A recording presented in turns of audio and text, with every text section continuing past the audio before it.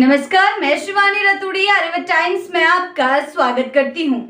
Land for job मामले में राष्ट्रीय जनता दल सुप्रीमो लालू प्रसाद यादव की किस्मत अब सुप्रीम कोर्ट की चौखट पर दस्तक दे चुकी है। इस बहुचर्चित मामले में लालू यादव ने शीर्ष अदालत से राहत की गुहार लगाई है और निचली अदालत में जारी ट्रायल पर रोक लगाने की मांग की है।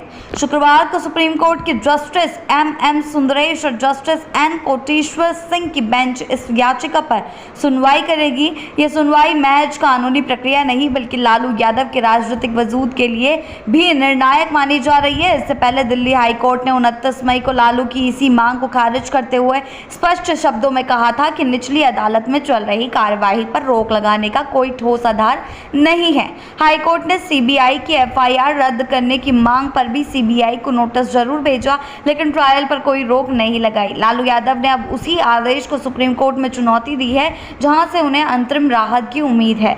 लालू यादव की ओर से दायर याचिका में गंभीर आरोप लगाए गए हैं। उन्होंने कहा है कि यह जांच कानूनी प्रक्रिया का दुरुपयोग है और उनके मौलिक अधिकारों का हनन किया गया है। याचिका में दावा किया गया है कि पहले की जांच और उसकी समापन रिपोर्ट को जानबूझकर दबाया गया और अब एक दुर्भावनापूर्ण जांच शुरू कर उन्हें राजनीतिक प्रतिशोध का शिकार बनाया जा रहा है। लालू के वकीलों का कहना है कि यह सिलेक्टिव टारगेटिंग है जिसमें परिवार को घसीटकर बदनाम करने की कोशिश हो रही है।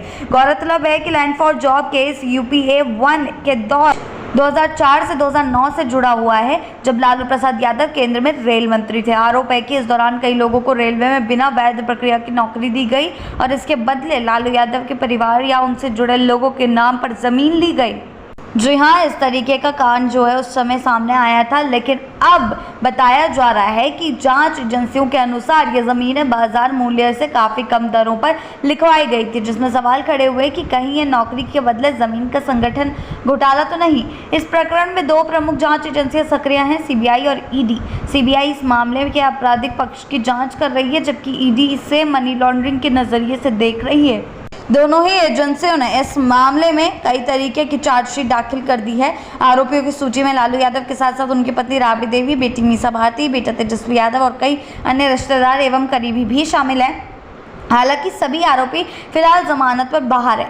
ये मामला सिर्फ कानूनी बहस का विषय नहीं है, बल्कि इससे राजनीतिक मायने भी बेहद गहरे हैं। एक और यह आरजेडी के वरिष्ठ नेतृत्व की साख और चुनावी संभावनाओं पर सीधा असर डाल सकता है। दूसरी ओर 2025 के बिहार विधानसभा चुनाव की तैयारी कर रहे विपक्षी गठबंधन के लिए एक बड़ी रणनीतिक चुनौती बन सकता है, खासकर जब सत्ता पक्ष इसे भ्रष्टाचार में लिप्त और भ्रष्टाचार के प्रतीक के तौर पर पेश कर रहा है। राजनीतिक विश्लेषकों की माने कि यदि सुप्रीम कोर्ट लालू यादव को राहत देता है तो आरजेडी इसे राजनीतिक षड्यंत्र से मुक्ति की तरह प्रचारित करेगी, लेकिन अगर कोर्ट ने ट्रायल पर रोक लगाने से इनकार कर दिया तो इसका सीधा असर आरजेडी की साख और लालू परिवार की छवि पर पड़ेगा।